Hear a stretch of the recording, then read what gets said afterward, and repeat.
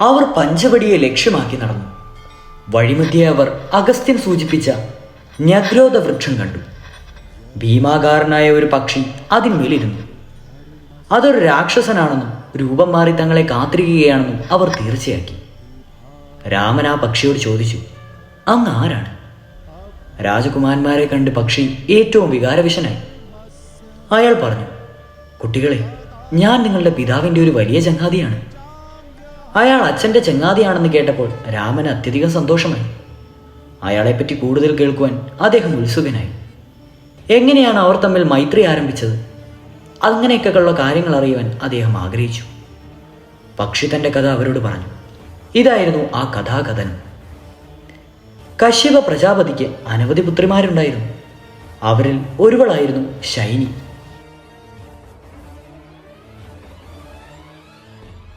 രണ്ട് പുത്രന്മാരുണ്ടായിരുന്ന വിനിതയെപ്പറ്റി നിങ്ങൾ കേട്ടിരിക്കും.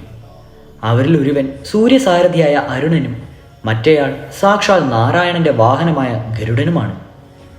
അരുണൻ ശൈനിയെ വിവാഹം കഴിച്ചു. അതിൽ അവർക്ക് രണ്ട് പുത്രന്മാരുണ്ടായി. ഞാൻ ആ രണ്ടുപേരിൽ കനിഷ്ഠനാണ്.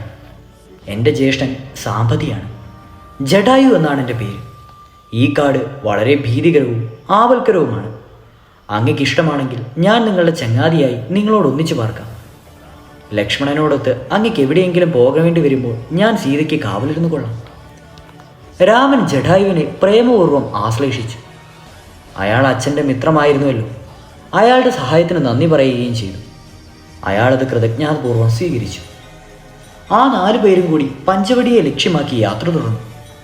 ജഡായു വഴികാട്ടിയതിനാൽ വളരെ വേഗം അവർ അവിടെ എത്തി. രാമൻ വിചാരിച്ചു, ജഡായു എന്ന ഈ സ്നേഹിതനെ ലഭിച്ചത് ഭാഗ്യം തന്നെ. സീതയെ സുരക്ഷിത ഹസ്തങ്ങളിൽ ഏൽപ്പിച്ച് എനിക്ക് രാക്ഷസന്മാരെ തീയിലാമ്പാറ്റുകളെ പോലെ നശിപ്പിക്കുവാൻ കഴിയും. അവർ പഞ്ചവടിയിലെത്തി.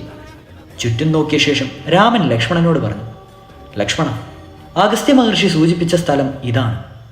വൃക്ഷങ്ങൾ തിങ്ങി നിറഞ്ഞു നിൽക്കുന്നത് നോക്കൂ. എത്രയും അടുത്തായി നദിയും ഒഴുകുന്നുണ്ട്. ഇതുതന്നെയായിരിക്കണം പഞ്ചവടി. എനിക്കിഷ്ടമായത് എന്തെന്ന് അങ്ങേക്കറിയാമല്ലോ. ദേവപൂജയ്ക്ക് പറ്റിയതും ജലമുള്ളതുമായ ഒരു സ്ഥലം കണ്ടുപിടിക്കുക. സീതയ്ക്ക് ഉത്സാഹവും സന്തോഷവും ഉണ്ടാവണം. നമുക്ക് സമാധാനവും ഉണ്ടാവണം. ചുറ്റും വൃക്ഷങ്ങളും ഉണ്ടാവണം. സമിത്തും ദർഭയും പുഷ്പങ്ങളും സദാ സുലഭമായി കിട്ടണം.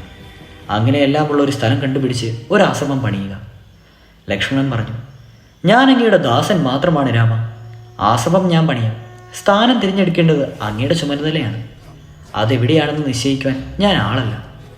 ലക്ഷ്മണന്റെ വാക്ക് കേട്ട് രാമൻ മന്ദഹസിച്ചു. യുക്തമായൊരു സ്ഥലം നോക്കി 2 പേരും കൂടി ചുറ്റും നടന്നു. കുറെ നടന്നപ്പോൾ മാതൃകാപരമായ ഒരു സ്ഥലം അവർ കണ്ടു. രാമൻ ലക്ഷ്മണന്റെ കൈ പിടിച്ചുകൊണ്ട് പറഞ്ഞു, നോക്കൂ, ഇത് നമുക്ക് ഏറ്റവും യോജിച്ച സ്ഥലമാണ്. ഭൂമി സമനിരപ്പായതാണ്. ചുറ്റും വൃക്ഷങ്ങൾ ധാരാളമുണ്ട്. നമുക്കിവിടെ ആശ്രമം പണിയാം. തൊട്ടു തന്നെ ചെറിയ ഒരു അരുവിയുണ്ട്. അതിലെ താമരപ്പൂക്കളിൽ നിന്ന് ഉയരുന്ന ഗന്ധം ഇവിടെ എത്തുന്നുണ്ട്. ഇവിടെ നിന്ന് കുറച്ച് അകലെയായി ഋഷി പറഞ്ഞ ഗോദാവരി ഒഴുകുന്നു. അടുത്തായി പർവ്വതങ്ങൾ കാണാനുമുണ്ട്. മാൻകൂട്ടങ്ങൾ താഴ്വരകളിൽ ചുറ്റി നടക്കുന്നത് നോക്കൂ. എല്ലായിടത്തും മയിലുകൾ നൃത്തം ചെയ്യുന്നുണ്ട്. ചുവപ്പും വെള്ളയും മഞ്ഞയുമായ പല ധാതൃവൃത്തങ്ങളും പർവ്വതങ്ങളിൽ കാണപ്പെടുന്നു. വൃക്ഷങ്ങളുടെ പച്ച നിറവും ഈ നിറങ്ങൾ ഒന്നിച്ചു കാണുമ്പോൾ ഒരു ചിത്രം വരച്ചിരിക്കുന്നത് പോലെ തോന്നുന്നു. ചിത്രോപമമായ ഈ പഞ്ചവടി എനിക്കിഷ്ടപ്പെട്ടു. നമുക്കിവിടെ താമസിക്കാം. രാമൻ നിർദ്ദേശിച്ച സ്ഥലത്ത് ലക്ഷ്മണൻ ഒരു ആശ്രമം ഉണ്ടാക്കി. അദ്ദേഹം ഗോദാവരിയിൽ കുളിച്ച് താമരപ്പൂക്കൾ കൊണ്ടുവന്നു. ദോഷപരിഹാരത്തിനുള്ള മന്ത്രങ്ങൾ ചൊല്ലി വനദേവതമാർക്ക് പുഷ്പാർച്ചന നടത്തി. പിന്നീട് രാമന്റെ അടുത്ത് ചെന്ന് ആശ്രമം തങ്ങൾ തയ്യാറായിരിക്കുന്നുവെന്ന് അറിയിച്ചു. ഏറ്റവും സൗകര്യപ്രദമായതും ഉറപ്പും തീർത്തവരുമായ ആശ്രമം കണ്ട് രാമൻ ആഹ്ലാദചിത്തനായി തീർന്നു.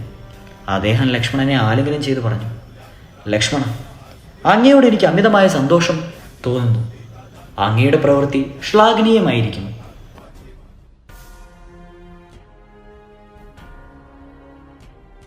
അതിനനുമോദനമായി അങ്ങേ ആലിംഗനം ചെയ്യുക മാത്രമേ കരണീയമായിട്ടുള്ളൂ. അങ്ങ് ബുദ്ധിമാനാണ്, ധർമ്മിഷ്ഠനാണ്. ഞാൻ പറയാതെ തന്നെ എൻ്റെ ഉള്ള അങ്ങയ്ക്കറിയാം. എൻ്റെ അച്ഛൻ മരിച്ചിട്ടില്ലെന്നും സഹോദര രൂപേണ എൻ്റെ മുമ്പിൽ നിൽക്കുകയാണെന്നും എനിക്ക് തോന്നുന്നു. രാമന്റെ കണ്ണുകളിൽ നിന്ന് ആനന്ദാശ്രു ധാരധാരയായി ഒഴുകി. മുഖത്തൊരു മന്ദസ്മിതവുമായി ലക്ഷ്മണൻ പകച്ച നിലയിൽ നിന്നു. അവർ ആ ആശ്രമത്തിൽ യാതൊരു ശൗല്യവുമില്ലാതെ സുഖമായി കുറേ കാലം കഴിച്ചുകൂട്ടി. പുഷ്പങ്ങൾ പറിച്ച് മാല കൂർത്തും പക്ഷികളോടും മാനുകളോടും മയിലുകളോടും കൂട്ടുകൂടിയും സീത സമയം കഴിച്ചു. അവൾ അങ്ങേയറ്റം ആനന്ദിച്ചു. രാമന്റെ അവസ്ഥയാകട്ടെ അമരാവതിയിലെ ഇന്ദ്രനെ എന്ന പോലെ അദ്ദേഹം കൃതാർത്ഥനായി. ഒരിക്കൽ ഹേമന്തകാലത്ത് അതിരാവിലെ ജലം തണുത്തു കൂച്ചുന്ന സമയത്ത് അവർ ഗോദാവരി നദിയിൽ ഇറങ്ങി. ലക്ഷ്മണൻ പെട്ടെന്ന് ഭരതനെപ്പറ്റി ഓർത്തുകൊണ്ട് ഇപ്രകാരം പറഞ്ഞു: ഭരതനും ഇപ്പോൾ സരയുവിലെ തണുത്ത വെള്ളത്തിൽ കുളിക്കുകയായിരിക്കും. അങ്ങയോടുള്ള ഭക്തി മൂലം അദ്ദേഹം തപസ്സനുഷ്ഠിക്കുകയാണ്. കൊട്ടാരത്തിലെ സുഖഭോഗങ്ങളും രാജ്യഭരണ അവകാശങ്ങളും ഉപേക്ഷിച്ച് അദ്ദേഹം ഒരു തപസ്വിയെപ്പോലെ മറുപടിയെടുത്ത് വെറും നിലത്ത് കിടക്കുകയാണ്. നമ്മളിപ്പോൾ ചെയ്യും പോലെ ഭരതനും സൂര്യോദയത്തിന് മുമ്പ് എഴുന്നേറ്റ് സരയൂ നദിയിലേക്ക് പോയി കാണും. അദ്ദേഹം എങ്ങനെയാണ് ഈ കൊടുന്തണുപ്പ് സഹിക്കുന്നതെന്ന് അറിഞ്ഞുകൂടാ. എത്ര ശ്രേഷ്ഠനാണ് അങ്ങയുടെ അനുജൻ രാമ! അങ്ങയെപ്പോലെ കറുത്ത് എത്രയും സുന്ദരനായിരിക്കുന്നു അദ്ദേഹം. ആർക്കെങ്കിലും രുചി കത്താത്ത മത്തിൽ ഒരിക്കലും അദ്ദേഹം സംസാരിക്കുകയില്ല, ഒന്നും ചെയ്യുകയുമില്ല. സദാ മന്ദസ്മിതത്തോട് മാത്രം സംസാരിക്കുന്ന അദ്ദേഹം സകലർക്കും പ്രിയങ്കരനാണ്. അങ്ങയോടുള്ള ഭക്തി അദ്ദേഹത്തെ സ്വർഗാനിതനായി തീർക്കുന്നു രാമ. പുരുഷന്മാർക്ക് സാധാരണയായി അച്ഛൻ്റെ അല്ല അമ്മയുടെ സ്വഭാവമാണ് കണ്ടുവരുന്നത്. അങ്ങനെ പറയാറുണ്ട്. നമ്മുടെ ഭരതന്റെ കാര്യത്തിൽ ആ പഴമൊഴി തെറ്റാണെന്ന് തെളിയിച്ചിരിക്കുന്നു. ശ്രേഷ്ഠനായ ഭരതന്റെ അമ്മയും എത്രയും ശ്രേഷ്ഠനായ ഭരതന്റെ രാജ്ഞിയുമായ കൈകേയിയുടെ മനസ്സ് ഇത്ര ദുഷ്ടമായി പോയത് എങ്ങനെയാണെന്ന് എനിക്ക് മനസ്സിലാക്കാൻ കഴിയുന്നില്ല. രാമൻ അനുജന്റെ സംഭാഷണം ശ്രദ്ധിച്ചു കേട്ടുകൊണ്ടിരുന്നു. അദ്ദേഹം പറഞ്ഞു: കുഞ്ഞേ ലക്ഷ്മണ, നമ്മുടെ അമ്മയെ ദുഷിച്ച് പറയരുത്. ഭരതനെ പറ്റിയും ഇനിയും പറഞ്ഞോളൂ. അതിൻ്റെ ചെവിക്ക് ഇമ്പം തരുന്നു.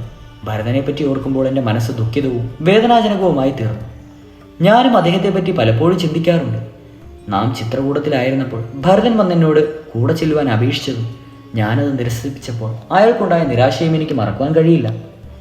വളരെ ദുഃഖിതരായിട്ടാണ് നാം തമ്മിൽ പിരിഞ്ഞത്.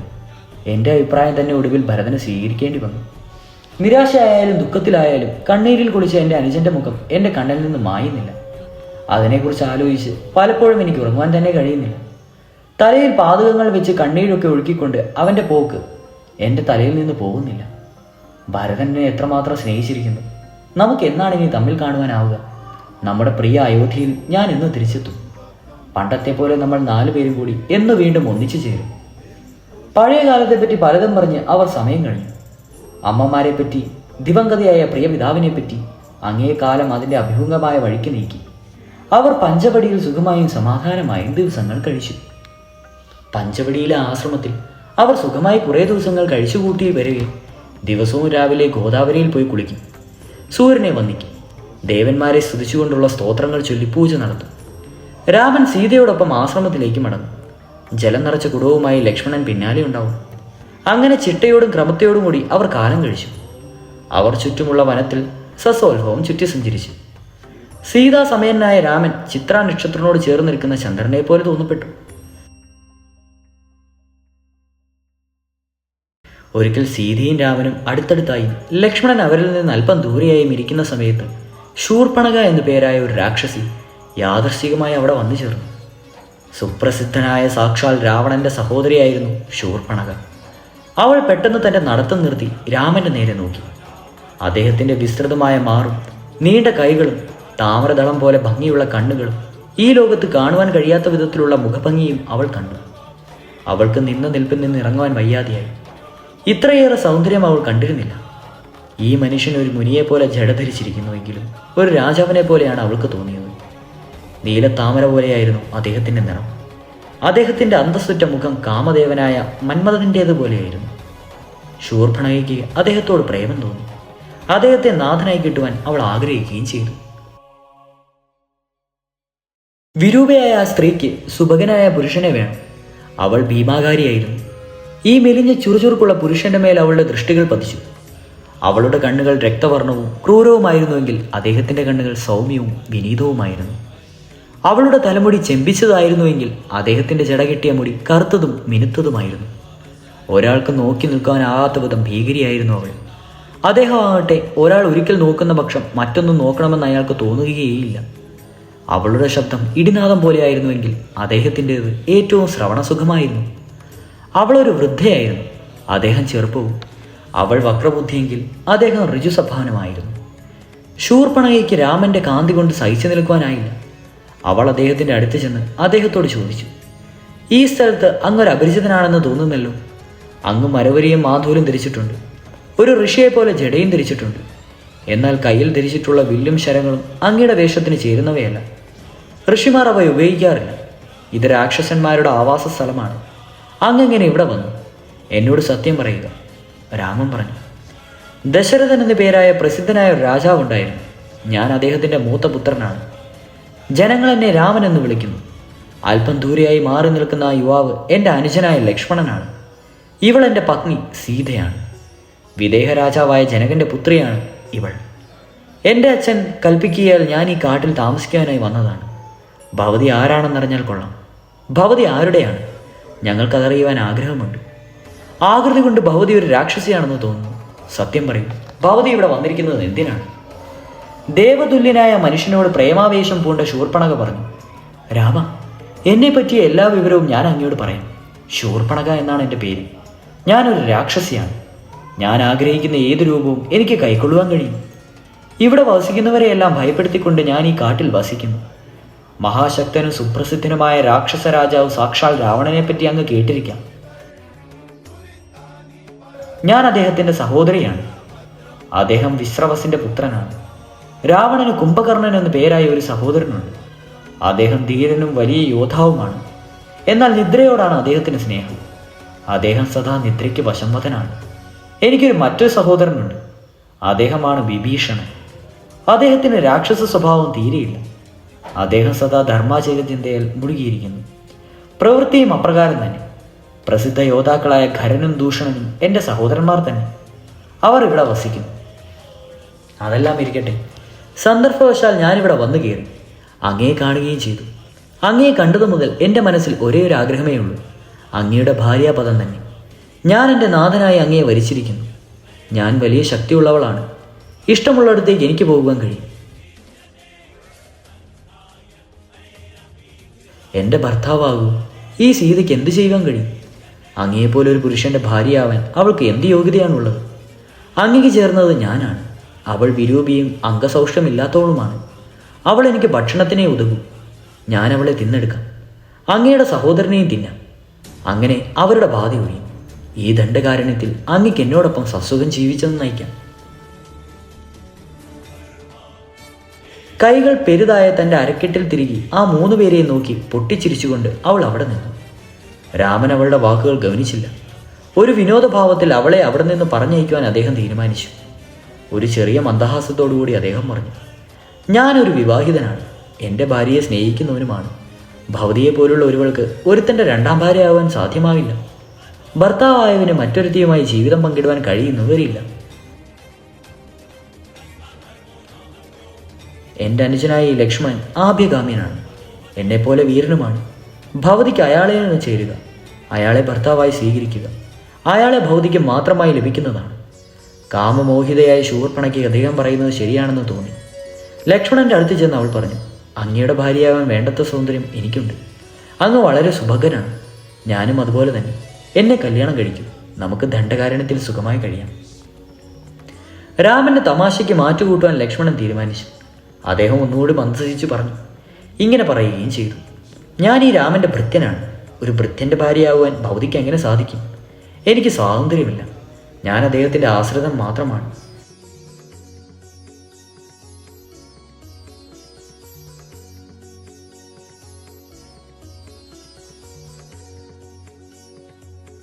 പ്രേമം ജനിപ്പിക്കാൻ തക്ക രൂപമുള്ള ഒരു രൂപം കൈക്കൊണ്ട് ജ്യേഷ്ഠൻ്റെ 2ാം ഭാര്യയാവുക. ഭൗതിയുടെ ഭാവങ്ങൾ കണ്ട് അദ്ദേഹം ഭൗതിക്ക് വശംവദനാകുകയും വിരൂപവും കണ്ടാലറയ്ക്കുന്നവളുമായ തൻ്റെ ഭാര്യയെ ഉപേക്ഷിച്ച് ഭൗതിയോടൊന്നിച്ച് ജീവിക്കുകയും ചെയ്യും. ഭൗതിയെപ്പോലുള്ള ഒരു സുന്ദരിയെ വിവാഹം കഴിക്കുവാനുള്ള സന്ദർഭം വിവേകമുള്ള ഏത് മനുഷ്യനാണ് വിട്ടുകളയുക? ആ സഹോദരന്മാർ തന്നെ കളിയാക്കുകയാണെന്ന് കാണുവാനുള്ള കണ്ണ് ശൂർപ്പണയ്ക്കുണ്ടായിരുന്നില്ല. അവൾ രാമൻ്റെ അടുത്ത് ചെന്ന് പറഞ്ഞു. ഈ സ്ത്രീ അടുത്തുള്ളതിനാലാണ് എൻ്റെ നേരെ നോക്കുവാൻ അങ്ങ് വിസമ്മതിക്കുന്നത്. അങ്ങ് നോക്കി നിൽക്കെ ഈ നിമിഷം തന്നെ ഞാനിവളെ ഭക്ഷിച്ചേക്കാം. അപ്പോൾ അങ്ങേ എനിക്ക് ഭർത്താവായി കിട്ടും.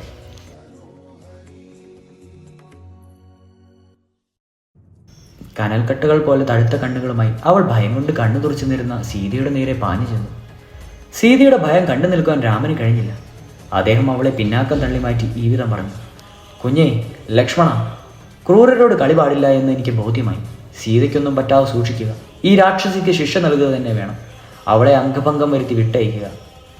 ലക്ഷ്മണൻ ഉടനടി വാളെടുത്ത് ശൂർപ്പണഖയുടെ മൂക്കും ചെവികളും ഛേദിച്ചു.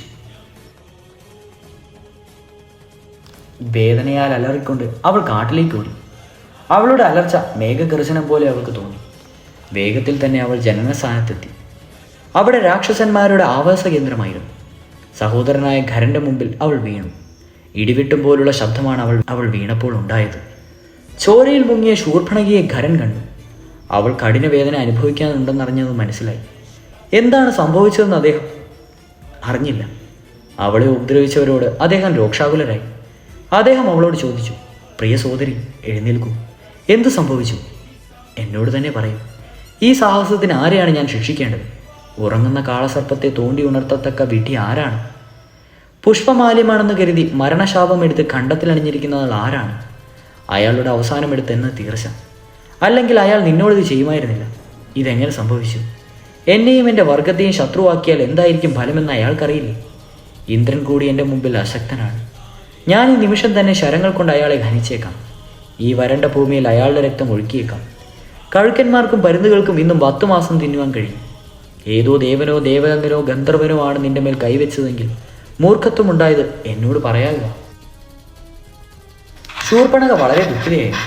അവളുടെ കണ്ണുകളിൽ നിന്ന് കണ്ണുനീർ ധാരയായി ഒഴുകി. രാമനോടുള്ള അവളുടെ സ്നേഹം വൈരമായും പകപോക്കുവാനുള്ള മോഹമായും പരിണമിച്ചു. പക്ഷെ അവളുടെ വിചാരവും വാക്കും തമ്മിൽ പൊരുത്തമില്ലായിരുന്നു.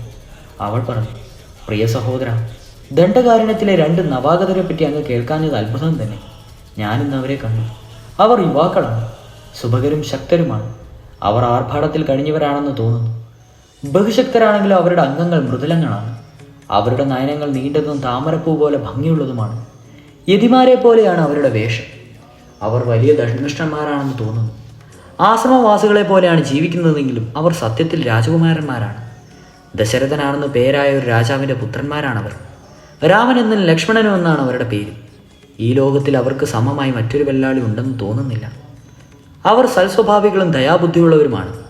ഗന്ധർവന്മാരെ പോലെയുള്ള സൗന്ദര്യം അവർക്കുണ്ട്. ക്ഷത്രിയരുടെ കീർത്തി ഇവരിൽ നിക്ഷിപ്തമാണെന്ന് തോന്നും. അവർ കേവലം മനുഷ്യരാണെന്ന് വിശ്വസിക്കാൻ പ്രയാസമാണ്. ആകൃതിയിൽ അവർ അത്രമാത്രം ദിവ്യന്മാരാണ്. അവരുടെ അടുത്ത് ഒരു സ്ത്രീയുണ്ട്. അവൾ അതിസുന്ദരിയാണ്. അവൾ സ്വർണ്ണാഭരണങ്ങൾ അണിഞ്ഞിട്ടുണ്ട്. മൃദുവായി പട്ടുചേലയാണ് ഉടുത്തിരിക്കുന്നത്. ധർമ്മിഷ്ഠരാണെന്ന് തോന്നിച്ച ആ യുവാക്കൾ ഈ സ്ത്രീക്ക് വേണ്ടിയാണ് എന്നെ ഉപദ്രവിച്ചതും ഇപ്രകാരം അംഗഭംഗം വരുത്തിയതും. അവർ യുദ്ധത്തിൽ മരിച്ചു കാണണമെന്നാണ് എൻ്റെ ആഗ്രഹം. എനിക്കവരുടെ ചോര കുടിക്കണം. എൻ്റെ പകപോക്കലിന് അങ്ങേക്കെന്നെ സഹായിക്കാൻ കഴിയുകയില്ലെങ്കിൽ ഞാൻ തനിയെ പോയി അവരുമായി യുദ്ധം ചെയ്തുകൊള്ളാം. ദണ്ഡകാരണ്യത്തിൽ വരികയും തൻ്റെ സഹോദരിയെ തൊടുവാനുള്ള ധൈര്യം കാണിക്കുകയും ചെയ്ത ഈ അപരിചിതന്മാരോട് ഖരൻ ഏറ്റവും ക്രുദ്ധനായി. അയാൾ തൻ്റെ ആൾക്കാരിൽ 14 പേരെ അരികിൽ വിളിച്ച് ഇങ്ങനെ പറഞ്ഞു, ദണ്ഡകാരണ്യത്തിലേക്ക് പോകും. സന്യാസിമാരെ പോലെ മരവരിയും മാന്തോലും കൊടുത്തു. എന്നാൽ അതിന് വിരുദ്ധമായി കയ്യിൽ അമ്പും വില്ലും ധരിച്ച 2 മനുഷ്യർ അവിടെ വന്നിട്ടുണ്ടെന്ന് ഞാൻ അറിയുന്നു. ഉടൻ അവരുടെ ആശ്രമത്തിൽ പോയി അവരെ കൊന്നു മടങ്ങി വരിക. എൻ്റെ സഹോദരി അവരുടെ രക്തം കുടിക്കുവാൻ ആഗ്രഹിക്കുന്നു. ഖരന്റെ മുമ്പിൽ കുമ്പിട്ട് അവർ ശൂർപ്പണയോടും കൂടി രാമന്റെ ആശ്രമത്തിലേക്ക് പുറപ്പെട്ടു. അവർ കാറ്റടിച്ച് നീങ്ങുന്ന കരിമേഘങ്ങളെ പോലെ തോന്നപ്പെട്ടു. അവർ രാമാശ്രമത്തിലെത്തി. രാമ ലക്ഷ്മണന്മാരെയും സീതയെയും കണ്ടു. രാമൻ അവരെയും കണ്ടു. അദ്ദേഹം പറഞ്ഞു, ലക്ഷ്മണ, ഒരു ചെറിയ യുദ്ധം വേണ്ടിവരുമെന്ന് തോന്നുന്നു. സീതയെ ശ്രദ്ധിച്ചോളൂ. ആ സ്ത്രീയോടുകൂടി വന്നിട്ടുള്ളവരെ ഞാൻ കൊല്ലുന്നുണ്ട്. രാമൻ വില്ലും ശരങ്ങളും എടുത്ത് അവരോടായി പറഞ്ഞു, അയോധ്യയിൽ നിന്ന് വന്ന രാജകുമാരന്മാരാണ് ഞങ്ങൾ. യതിമാരുടെ ജീവിതം നയിക്കുന്നവരുമാണ്. ഞങ്ങൾ ആരെയും ദ്രോഹിച്ചിട്ടില്ല. നിങ്ങൾ എന്തിനാണ് ഞങ്ങളുടെ യുദ്ധത്തിന് വരുന്നത്? ഇവിടെയുള്ള ഋഷിമാരെ നിങ്ങൾ ക്രൂരമാമിതം ദ്രോഹിക്കുന്നുണ്ടെന്ന് ഞാൻ അറിയുന്നു. നിങ്ങളെപ്പോലുള്ളവരെ ശിക്ഷിക്കാനായി ഞാനിതാ വില്ലും ശരവും എടുത്തിരിക്കുന്നു. ധൈര്യമുണ്ടെങ്കിൽ എന്നോട് യുദ്ധം ചെയ്യൂ. അതല്ല നിങ്ങൾക്ക് ജീവിക്കണമെന്നാണ് ആഗ്രഹമെങ്കിൽ ഉടൻ ഈ സ്ഥലം വിട്ടു. കഴിയുന്നത്ര വേഗം ഇവിടെ നിന്ന് ഓടിപ്പോകും.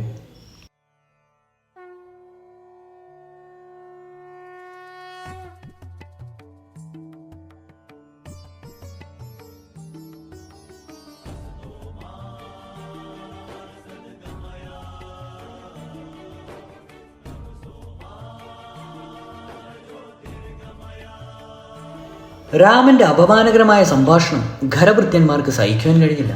അവരുടെ ജീവൻ രക്ഷിക്കണമെന്ന് അദ്ദേഹം പറഞ്ഞതിനാൽ അപമാനിക്കാലെന്നവർക്ക് തോന്നി. വീരവാദം മുഴുക്കിക്കൊണ്ട് അവർ ശൂലമെടുക്കുകയും രാമന്റെ നേർക്കെറിയുകയും ചെയ്തു.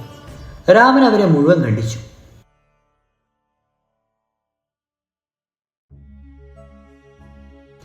അദ്ദേഹം നാരാജായം എന്ന പേരായ അസ്ത്രങ്ങൾ അയച്ച് അവരെ മുഴുവനും കൊന്നു.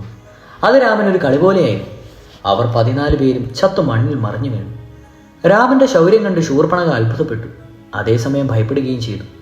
അവൾ ഖരന്റെ അടുത്തേക്ക് തന്നെ ചെന്ന് ഒന്നും മിണ്ടാനാവാതെ നിന്നു.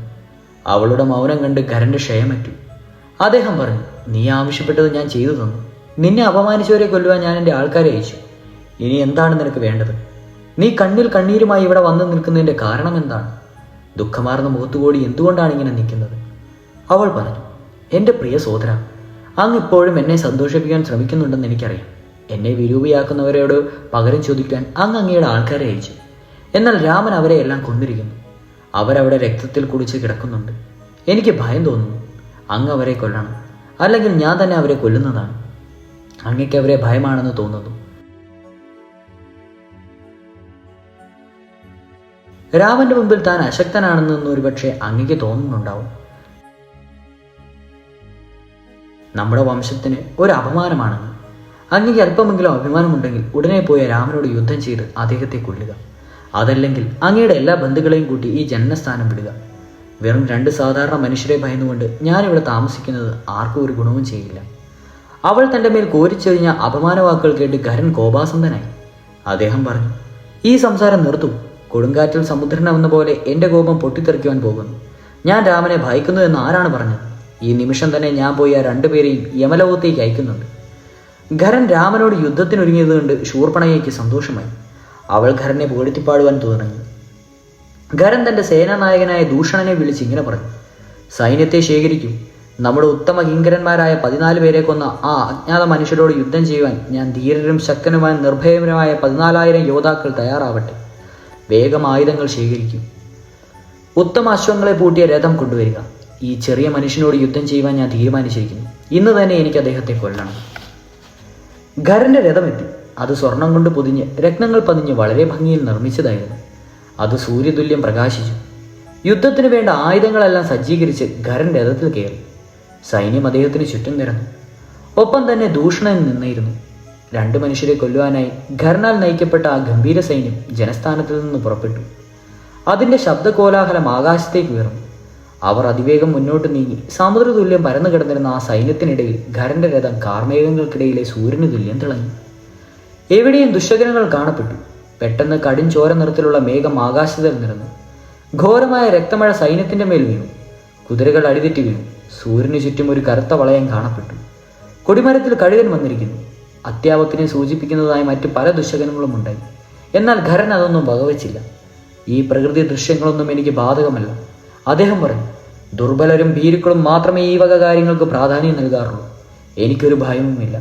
ഞാൻ എൻ്റെ അസ്ത്രങ്ങൾ കൊണ്ട് ആകാശത്ത് നിന്ന് നക്ഷത്രങ്ങളെ എയ്തു വീഴ്ത്തും. യമനെ പോലെ യമപുരിയിലേക്ക് അയക്കും. ആ അഹങ്കാരികളായ യുവാക്കളെ കൊല്ലാതെ ഞാൻ എൻ്റെ നഗരത്തിലേക്ക് മടങ്ങിയില്ല. യുദ്ധത്തിൽ എന്നെ നേരിടുവാൻ കഴിവുള്ള ഒരാളും ഇതേവരെ ഉണ്ടായിട്ടില്ല എന്ന് എല്ലാവർക്കും അറിയാം. ഐരാവതത്തിന്മേൽ കയറിയ ഇന്ദ്രന് പോലും എന്നെ നേരിടുവാനാവില്ല. ആ സ്ഥിതിക്ക് ഈ 2 പേരും മനുഷ്യരുടെ കാര്യം പറയണം. യജമാന്റെ വാക്കുകൾ കേട്ട് സൈനികർക്ക് ഉന്മാശം വളർത്തി. ദുശ്ശകനങ്ങളെപ്പറ്റി അവർ ഗമനിച്ചതേയില്ല.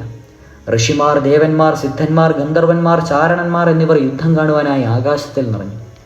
അവർ അന്യോന്യം പറഞ്ഞു, ഈ പാപികളെ ലോകത്തിൽ നിന്ന് ഉന്മൂലനം ചെയ്യുവാൻ ശ്രീനാരായണൻ സ്വയം പുറപ്പെട്ടിരിക്കുന്നു. രാമൻ ഈ വലിയ സൈന്യത്തെ കൊല്ലുന്നത് നമുക്ക് കാണാം. അദ്ദേഹം വിജയിയായി തീരുവാൻ നമുക്ക് ആശീർവദിക്കാം. പുലസ്ത്യന്റെ പൗത്രനും ഇതുപോലെ നാശം വന്നു ചേരും. രാവണനെ കൊല്ലുവാനായിട്ടാണ് രാമൻ ജനിച്ചിട്ടുള്ളത്. ആ വലിയ നേട്ടത്തിന്റെ നാന്തിക്കറുകൾ മാത്രമാണ് ഈ യുദ്ധം. ഖരന്റെ 12 പ്രധാന യോദ്ധാക്കൾ അയാൾക്ക് ചുറ്റും നിന്നു. സൈന്യത്തിന്റെ പിന്നിലായി മഹാപാലകൻ, സുബലാക്ഷൻ, പ്രമതി, തൃശിരസ് എന്നിവർ അണിനിരന്നു. ദൂഷണൻ ഏറ്റവും മുമ്പിലും. സൂര്യചന്ദ്രന്മാരെ പോലെ ശല്യപ്പെടുത്തുവാനായി ദുഷ്ടാഗ്രഹങ്ങൾ എന്ന പോലെ ഈ രാക്ഷസന്മാർ രാമലക്ഷ്മണന്മാർക്ക് നേരെ പാഞ്ഞു ചെന്നു. രാമൻ ഈ സമയമെല്ലാം ആശ്രമത്തിലായിരുന്നു. രാക്ഷസന്മാർക്കെതിരായുള്ള ദുശ്ശകനങ്ങൾ അദ്ദേഹവും കണ്ടു. അദ്ദേഹം ലക്ഷ്മണനോട് പറഞ്ഞു, ഈ ദുശ്ശകനങ്ങൾ നോക്കൂ ലക്ഷ്മണ. രാക്ഷസന്മാർ നശിക്കുന്നതിൻ്റെ സൂചനയാണിവ. ഉപയോഗിക്കപ്പെടുവാനുള്ള ധൃതി മൂലം എൻ്റെ ചാപം സ്പന്ദിക്കുന്നത് പോലെ തോന്നുന്നു. അസ്ത്രങ്ങൾ പുകയ്ക്കാൻ തുടങ്ങിയിരിക്കുന്നു. അവയിൽ നിന്ന് ധൂമം വമിക്കുന്നത് എനിക്ക് കാണുവാൻ കഴിയുന്നുണ്ട്. ശാസ്ത്രവിധിപ്രകാരം ഈ ദുശ്ശകനങ്ങൾ സൂചിപ്പിക്കുന്നത് രാക്ഷസന്മാർ ഒന്നടങ്കം നശിക്കുമെന്നാണ്. ഒരു ഘോരയുദ്ധം ആസന്നമായിരിക്കുന്നു. വളരെ പേർ നശിക്കും. എൻ്റെ കൈ ധരിക്കുന്നു. അതിനർത്ഥം ഞാൻ വിജയിക്കുമെന്നാണ്. രാക്ഷസപട അടുത്തു വരുന്നതിൻ്റെ ശബ്ദം എനിക്ക് കേൾക്കുവാനുണ്ട്. നാം എല്ലാ തയ്യാറെടുപ്പുകളും ചെയ്യണം. വില്ലും അമ്പും എടുത്തോളൂ ലക്ഷ്മണ. ഇലകൾ കൊണ്ട് മറഞ്ഞിട്ടുള്ള ഒരു ഗുഹയിലേക്ക് സീതയെ കൂട്ടിക്കൊണ്ടു പോവുകയും ചെയ്യും. ആയുധ പ്രയോഗത്തിനുള്ള നിന്റെ രസത്തെ ഞാൻ മുടക്കുകയാണെന്ന് എനിക്കറിയാം. എന്നാൽ സീതയെ രക്ഷിക്കാതെ നിവൃത്തിയില്ല. നാം രണ്ടുപേരും യുദ്ധത്തിനിറങ്ങിയാൽ ദുഷ്ടരായ രാവണ ഭഗിനി സീതയെ ഉപദ്രവിച്ചേക്കാം. നീ എന്നെ അനുസരിക്കുക. നിനക്ക് ഒറ്റയ്ക്ക് ഈ രാക്ഷസ സൈന്യത്തെ മുഴുവൻ ഒടുക്കാൻ കഴിയുമെന്ന് എനിക്കറിയാം. ഋഷിമാരോടുള്ള വാഗ്ദാനം നിറവേറ്റുവാൻ ഞാൻ തന്നെ അത് ചെയ്യേണ്ടിയിരിക്കുന്നു. നീ സീതയെ ശ്രദ്ധാപൂർവം കാക്കുക. ലക്ഷ്മണൻ വില്ലും ശരങ്ങളും കയ്യിലെടുത്തു. രാമൻ നിർദ്ദേശിച്ചതുപോലെ സീതയെ സുരക്ഷിതമായ ഒരു ഗുഹയിലേക്ക് ആനയിക്കുകയും ചെയ്തു. അവർ ഗുഹയിൽ കടക്കും വരെ രാമൻ കാത്തുനിന്നു. അദ്ദേഹം പടച്ചട്ടി അണിഞ്ഞു വില്ലിൽ ഞാൻ കെട്ടി ആവനാഴി തോളിൽ ബന്ധിച്ചു. ധൂമമില്ലാതെ ജ്വലിക്കുന്ന അഗ്നി പോലെ പ്രകാശിച്ചുകൊണ്ട് അവർ നിലകൊള്ളുകയും ചെയ്തു. ഭഗവാൻ മഹാദേവൻ കയ്യിൽ പിനാവുമേന്തി തങ്ങളുടെ മുമ്പിൽ നിൽക്കുന്നത് പോലെയാണ് അവിടെയുള്ള ഋഷിമാർക്ക് തോന്നിയത്. രാമന്റെ കോപം സ്ഫുരിക്കുന്ന പുരുകം ഭഗവാന്റെ മൂന്നാം തൃക്കണ്ണു പോലെയായിരുന്നു. രാമൻ കാത്തുനിന്നു. സൈന്യത്തിന്റെ കോലാഹലം അടുത്തടുത്തു വന്നു. രാമൻ വില്ലിന്റെ ഞാൻ വലിച്ചു. ആ ശബ്ദം ഭീമാകാരമായിരുന്നു. സൈന്യം വളരെ അടുത്തെത്തി. അത്യുഗ്രമായ കോപത്തിന്റെ പ്രതീകമായി തീർന്ന രാമന്റെ നേരെ നോക്കുവാൻ വനദേവതമാർക്ക് പോലും കഴിഞ്ഞില്ല. ദക്ഷയാഗം നശിപ്പിച്ച മഹാദേവന്റെ രൂപം ഇതേ വിധമായിരിക്കുമെന്ന് അവർക്ക് തോന്നി. ഖരൻ ആശ്രമത്തിനടുത്തെത്തി. കയ്യിൽ വില്ലുമായി നിൽക്കുന്ന രാമനെ അയാൾ കണ്ടു. തൻ്റെ രഥൻ രാമന്റെ മുമ്പിൽ കൊണ്ടുപോയി. അങ്ങനെ നിർത്തുവാൻ അദ്ദേഹം ആൾക്കാരോട് കൽപ്പിച്ചു. ഖരൻ രാമന്റെ നേരെ ശരങ്ങൾ തൊടുക്കുവാൻ തുടങ്ങി. സൈന്യവും അതേ വിധം ചെയ്തു. സൂര്യരശ്മികളെ പോലെയുള്ള ശരങ്ങൾ 100,000 രാമന്റെ നേരെ പാഞ്ഞു ചെന്നു. രാക്ഷസന്മാർ ശൂലങ്ങൾ, വാളുകൾ, മഴുകൾ, കുന്തങ്ങൾ തുടങ്ങിയ ആയുധങ്ങൾ രാമന്റെ നേരെ ചുറ്റിയെറിഞ്ഞു. ഹിമവാനിൽ മഴ പെയ്യുന്നത് പോലെയായിരുന്നു ആ കാഴ്ച. എത്ര നദികൾ ഒഴുകി വന്നു ചേർന്നാലും യാതൊരു ഭാവഭേദവും സമുദ്രത്തിന് ഇല്ലാത്തതുപോലെ ഖരന്റെയും കൂട്ടരുടെയും ആയുധങ്ങൾക്ക് രാമനിൽ ഒരു ചാഞ്ചല്യവും ഉണ്ടാക്കുവാൻ കഴിഞ്ഞില്ല. ശരീരത്തിൽ അവിടെ എവിടെയായി മുറിവേറ്റുവെങ്കിലും രാമൻ ശാന്തമായി യുദ്ധം ചെയ്തു. അസ്തമയ സൂര്യന്റെ പ്രകാശം തട്ടിയ കാർമേഘം പോലെ കാണപ്പെട്ടു അദ്ദേഹം. രാമന്റെ വില്ല് വൃത്താകൃതിയിൽ തന്നെ സദാ കാണപ്പെട്ടു. അദ്ദേഹത്തിന്റെ ഹസ്തത്തിൽ നിന്ന് ശരങ്ങൾ തുടർച്ചയായി ഒഴുകിക്കൊണ്ടേയിരുന്നു. അദ്ദേഹം അസ്ത്രമെടുക്കുന്നതും തൊടുക്കുന്നതും ഞാൻ വലിക്കുന്നതും വിടുന്നതും എപ്പോഴാണെന്ന് ആകാശത്തിൽ നിന്നും ദേവന്മാർക്ക് പോലും കാണുവാൻ കഴിഞ്ഞില്ല. വില്ലും ശരവും കൊണ്ട് അദ്ദേഹം പെരുമാറുന്നത് അത്ഭുതഭാവം തന്നെയായിരുന്നു. 100,000 രാക്ഷസന്മാർ ചത്തുവീണു. കൂട്ടത്തിൽ ആന, കുതിര എന്നിവയും നാളികം, നാരാജം, വികർണി എന്നീ പേരുകൾ അറിയപ്പെടുന്ന അസ്ത്രങ്ങൾ ഭീതികളങ്ങളും വലിയ വേദന ഉണ്ടാക്കുന്നതുമായിരുന്നു. അവ ദേഹത്ത് തട്ടിയപ്പോൾ ഭയം കൊണ്ടും വേദന കൊണ്ടും മുറവിളി കൂട്ടി. വെപ്രാളം പൂണ്ട ആ ധീരസൈനികർ ഖരന്റെ അടുത്തേക്ക് ഓടിച്ചെന്നു. തൻ്റെ സൈന്യത്തിൽ വന്നു ചേർന്ന നാശം കണ്ട് ഖരൻ രാമനോട് രോക്ഷാകുലനായി. ശേഷിച്ചവരെ ഒന്നുചേർത്ത് രാമന്റെ നേരെ അയാൾ ചെന്നു. നേതാവ് ഒന്നിച്ചുണ്ടു എന്ന ധൈര്യത്തിൽ അവർ വീണ്ടും വീര്യത്തോടെ യുദ്ധം ആരംഭിച്ചു. രാമൻ ഗന്ധർവാസ്ത്രം അഭിമന്ത്രിച്ച് അവർക്ക് നേരെ അയച്ചു. അതിൽ നിന്ന് 10,000 അസ്ത്രങ്ങൾ പുറപ്പെട്ടു. അവിടമാകെ ഇരുട്ട് പരന്നു. ആ അസ്ത്രങ്ങൾ 5 ശിരസുകളെ പോലെ സർപ്പങ്ങളായി തീർന്ന രാക്ഷസന്മാരെ കൊന്നൊടുക്കി. സൈന്യത്തിന്റെ ഭൂരിഭാഗവും അപ്രകാരം നശിപ്പിക്കപ്പെട്ടു. ദൂഷണൻ മുമ്പോട്ട് വന്ന രാമനോട് യുദ്ധം ചെയ്യുവാൻ ഒരുങ്ങി. 5000 സൈനികർ രാമനെ വളഞ്ഞു. അവർ ആയുധങ്ങളും കല്ലുകളും വൃക്ഷങ്ങളും അദ്ദേഹത്തിന് നേരെ എറിഞ്ഞു. ദൂഷണൻ വീര്യത്തോടെ യുദ്ധം ചെയ്തു. അയാളുടെ ശരങ്ങൾ അശ്നീപാതം പോലെയായിരുന്നു. 4 അസ്ത്രങ്ങൾ കൊണ്ട് രാമൻ അയാളുടെ കുതിരകളെ കൊന്നു. 5ാമത്തേത് കൊണ്ട് സാരഥിയും. ദൂഷണനെ 3 അസ്ത്രങ്ങൾ കൊണ്ട് പരിക്കേൽപ്പിച്ചു. വേദന കൊണ്ട് ഭ്രാന്ത് പിടിച്ച മട്ടിൽ അയാൾ ഗദയും കൊണ്ട് രാമന്റെ നേരെ ചെന്നു. രാമൻ അസ്ത്രങ്ങൾ കൊണ്ട് അയാളുടെ കൈകൾ മുറിച്ചു വീഴ്ത്തി. വേദന കൊണ്ട് പിടിഞ്ഞ് അയാൾ നിലത്ത് വീണു. ജീവൻ പോയ അയാളുടെ കയ്യിൽ നിന്ന് വില്ല് തെറിച്ചു വീണു. പിന്നിൽ നിന്നിരുന്ന സൈനികർ ഇപ്പോൾ മുമ്പിലേക്ക് കയറി വന്നു. അവരെ മുഴുവൻ രാമൻ കൊന്നു വീഴ്ത്തി. തൻ്റെ സൈന്യത്തിന് വന്നു ചേർന്ന ഘോരനാശം ഖരൻ കണ്ടു. ദൂഷണൻ കൊല്ലപ്പെട്ടതിൽ അയാൾ ദുഃഖിച്ചു. തൻ്റെ ചുറ്റുമുള്ളവരോട് രാമൻ യുദ്ധം ചെയ്തു. രാമൻ ഓരോരുത്തരായി കൊന്നൊടുക്കി. അവസാനം ഖരനും തൃശിരസും മാത്രം ബാക്കിയായി. തൃശിരസ് ഖരന്റെ അടുത്ത് ചെന്ന് പറഞ്ഞു, എനിക്ക് അനുവാദം തരൂ. നമുക്കിടയിൽ ഇത്രയും നാശി വരുത്തിയച്ച ഇയാളെ ഞാൻ തന്നെ നാമാവിശേഷമാക്കാം. അയാളെ എനിക്ക് കൊല്ലാം. ഏതെങ്കിലും അവിചാരിതമായ കാരണത്താൽ ഞാൻ മരിക്കുകയാണെങ്കിൽ അപ്പോൾ എൻ്റെയും മറ്റുള്ളവരുടെയും മരണത്തിന് അങ്ങയ്ക്ക് പകരം വീട്ടാം. മരണത്താൽ പ്രേരിതനായ തൃശിരസ് ആ ഒരു രഥത്തിൽ കയറി രാമനെ സമീപിച്ചു. ശരവർഷം കൊണ്ട് രാമൻ അദ്ദേഹത്തെ സ്വീകരിച്ചു. ഇരുവരും തമ്മിലുള്ള യുദ്ധം അതിഭയങ്കരം തന്നെയായിരുന്നു. തൃശിരസ് ഒരു നിസാര യോദ്ധാവ് അല്ലായിരുന്നു. അയാൾ 3 അസ്ത്രം കൊണ്ട് രാമന്റെ നെറ്റിയിൽ മുറിവേൽപ്പിച്ചു. ക്രുദ്ധനായ രാമൻ തൃശിരസിന്റെ കഥ കഴിക്കുവാൻ തീരുമാനിച്ചു. തൃശിരസിന്റെ നേരെ അദ്ദേഹം 14 ശരങ്ങൾ അയച്ചു. കുതിരകൾ കൊല്ലപ്പെട്ടു. രഥം തകർന്നു. തകർന്ന രഥത്തിൽ നിന്ന് ചാടിയ തൃശിരസിന്റെ 3 തലകളും ഖണ്ഡിച്ച് രാമൻ അയാളെ കൊന്നു. താനും കൊല്ലപ്പെട്ടേക്കാമെന്ന് ഖരന് തോന്നി. നിലത്ത് മരിച്ചു കിടന്നതിനെ യോദ്ധാക്കളെ മുഴുവൻ അയാൾ കണ്ടു. നമുജി ഇന്ദ്രനോട് എന്ന പോലെ ഖരൻ രാമനോട് യുദ്ധത്തിൽ ചെന്നു. രണ്ടുപേരും നല്ല അസ്ത്രജ്ഞന്മാരായിരുന്നതിനാൽ അവർ തമ്മിലുള്ള യുദ്ധം കാണുവാൻ കൗതുകമുള്ളതായിരുന്നു. ഖരന്റെ അസ്ത്രങ്ങൾ രാമന്റെ പടച്ചട്ടയിൽ തുളച്ചു കയറി. അയാൾ അഭിമാനപൂർവ്വം അട്ടഹസിച്ചു. അഗസ്ത്യൻ നൽകിയ വില്ല് രാമൻ കയ്യിലെടുത്തു. എപ്പോഴും എന്ന പോലെ പ്രശാന്തനായിരുന്ന അദ്ദേഹം അസ്ത്രം തൊടുത്തു. ഖരന്റെ കൊടിമരം രാമൻ മുറിച്ചു. 13 അസ്ത്രങ്ങൾ കൊണ്ട് അദ്ദേഹം ഖരനെ മുറിവേൽപ്പിച്ചു. ഖരൻ നിലത്തുനിന്നിറങ്ങിയെന്ന് അയാളോട് രാമൻ പറഞ്ഞു. നിരപരാധികളായ മനുഷ്യരെയും മൃഗങ്ങളെയും ക്രൂരകൃത്യങ്ങളെയും പീഡിപ്പിക്കുന്ന ആരെയും ശിക്ഷിക്കാതിരിക്കുവാൻ എനിക്ക് നിർവാഹമില്ല. വിഷസർപ്പത്തെ എന്ന പോലെ അവനെ കൊല്ലുക തന്നെ വേണം. ഈ ദണ്ഡകാരണ്യ നിവാസികളെ യാതൊരു കാരണവും കൂടാതെ നീ കൊന്നുകൊണ്ടിരിക്കുകയാണ്. നിന്റെ പാപകർമ്മങ്ങളുടെ ഫലം നീ അനുഭവിക്കുക തന്നെ വേണം. മരിക്കുവാൻ തയ്യാറായിക്കൊള്ളൂ ഖര. രാമന്റെ വാക്കുകൾ ഖരന്റെ മനസ്സിൽ തട്ടിയില്ല. അയാൾ പറഞ്ഞു, രാമ, ബലഹീനരും നിസ്സാരമായ ചിലരെ അങ്ങേക്ക് കൊല്ലുവാൻ കഴിഞ്ഞുവെന്ന് വെച്ച് അങ്ങ് പൊങ്ങച്ചം പറയുകയാണ്. ബുദ്ധിമാന്മാർ സ്വന്തം വീര്യത്തിൽ പുകഴ്ത്താറില്ല. അങ്ങേപോലുള്ള ക്ഷത്രിയന്മാർ മേരി പറയുന്നവരാണ്. കൊടുങ്കാറ്റിന് പോലും ഇളക്കുവാൻ കഴിയാത്ത പർവ്വതം പോലെ കയ്യിൽ ഗതയുമായി ഞാനിവിടെ നിൽക്കുന്നത് അങ്ങ് കാണുന്നില്ല. മരണപാശമെന്തയുമായി യമനാണ് ഞാൻ.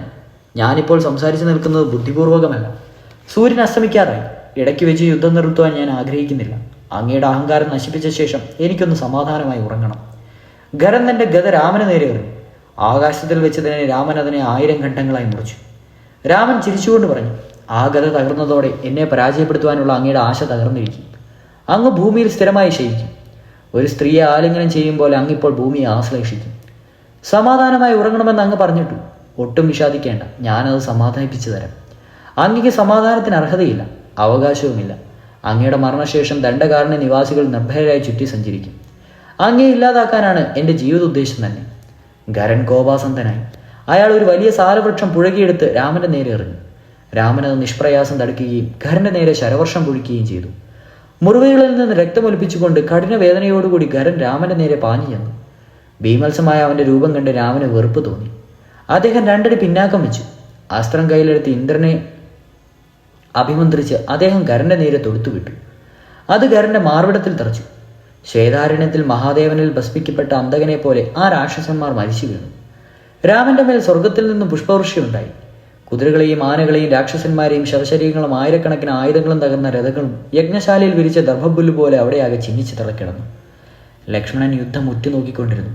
ഇപ്പോൾ അദ്ദേഹം സീതയോടുകൂടി ഗുഹയിൽ നിന്ന് പുറത്തു വന്നു. അദ്ദേഹം ആശ്രമത്തിൽ പ്രവേശിച്ചു. സന്തോഷം മൂലം അദ്ദേഹത്തിന്റെ മുഖം ഏറ്റവും പ്രഭോഷോപിച്ചിരുന്നു. ജ്യേഷ്ഠനെ പറ്റി അദ്ദേഹം അഭിമാനം കൊണ്ടു. രാമൻ ആശ്രമത്തിൽ പ്രവേശിച്ചു. ലക്ഷ്മണൻ അദ്ദേഹത്തിന്റെ കാൽ തൊട്ട് വന്നിച്ചു. തന്റെ പ്രാണനാഥൻ വിജയശ്രീ ലാളിതനായി സുസ്മരവിധനായി നിൽക്കുന്നത് സീത കണ്ടു. അവൾ അദ്ദേഹത്തിന്റെ അടുത്തേക്ക് ഓടിച്ചെന്ന് അദ്ദേഹത്തെ ആശ്ലേഷിക്കുകയും വീണ്ടും വീണ്ടും ചുംബിക്കുകയും ചെയ്തു. അവളുടെ നയനങ്ങളിൽ ആനന്ദാസ്ത്രകൾ നിറഞ്ഞു.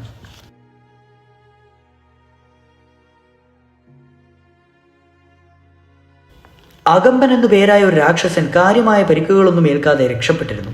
അയാൾ ലങ്കയിൽ പാഞ്ഞെത്തി. നേരെ രാക്ഷസ രാജാവായ സാക്ഷാൽ രാവണനെ സമീപിച്ച് ഇപ്രകാരം അറിയിക്കുകയും ചെയ്തു. പ്രഭു, ജനസ്ഥാനത്തുള്ള രാക്ഷസന്മാർ ഒട്ടുമുക്കാലും കൊല്ലപ്പെട്ടിരിക്കുന്നു. ഖരൻ മരിച്ചു. ദൂഷണനും തൃശരസും മരിച്ചു. ഞാനിവിടെ നിന്ന് ഒരു വിധത്തിൽ രക്ഷപ്പെട്ടു. കാട്ടിലുള്ള തന്റെ സങ്കേതമാട്ടാകെ നശിപ്പിച്ചു കഴിഞ്ഞുവെന്ന് അകമ്പൻ പറഞ്ഞത് രാവണൻ കേട്ടു. അദ്ദേഹം വിറച്ചുകൊണ്ട് നിൽക്കുന്ന അകമ്പന്റെ നേരെ തുറച്ചു നോക്കി. അദ്ദേഹത്തിന്റെ കണ്ണുകൾ കോപത്താൽ തുടുത്തു. അദ്ദേഹം ചോദിച്ചു, എനിക്ക് ഏറ്റവും പ്രിയപ്പെട്ട ജനസ്ഥാനം ഏത് വിഡ്ഢിയാണ് നശിപ്പിച്ചത്? അവന്റെ മരണം ആസന്നമായിരുന്നെന്ന് തീർച്ച. ഏത് ദേവലോകത്ത് പോയി അഭയം പ്രാപിച്ചാലും എൻ്റെ കയ്യിലുള്ള മരണത്തിൽ നിന്ന് രക്ഷപ്പെടുവാൻ അവന് കഴിയില്ല. എൻ്റെ അപ്രീതി സമ്പാദിച്ചു കഴിഞ്ഞ ഒരാൾക്കും ഇന്ദ്രലോകത്ത് പ്രവേശിക്കാനാവില്ല. കാരണം ഇന്ദ്രൻ എന്നെ ഭയപ്പെട്ട് കഴിഞ്ഞിരിക്കുന്നതാണ്. അതുപോലെ തന്നെയാണ് കുബേരൻ്റെയും യമൻ്റെയും കഥ. യമന് പോലും മരണഹേതുവാണ് ഞാൻ. കോപം വന്നാൽ അഗ്നിയെ പോലും ചുട്ടരിക്കുവാൻ എനിക്ക് കഴിയും. ബ്രഹ്മാവിനെ കൊല ചെയ്യുവാൻ എനിക്ക് കഴിവുണ്ട്. ആരാണിത് ചെയ്തതെന്ന് എന്നോട് പറയുക. യജമാന്റെ കോപം കണ്ട് ഭയപ്പെട്ടു പോയ അകമ്പന് വാക്കുകൾ ശരിയായി പുറപ്പെടാതെ കാര്യം പറഞ്ഞ് മനസ്സിലാക്കുവാൻ അയാൾ വിഷമിച്ചു. ഒരു വാക്ക് മാത്രം ഒരു വിധം അയാൾ പറഞ്ഞു.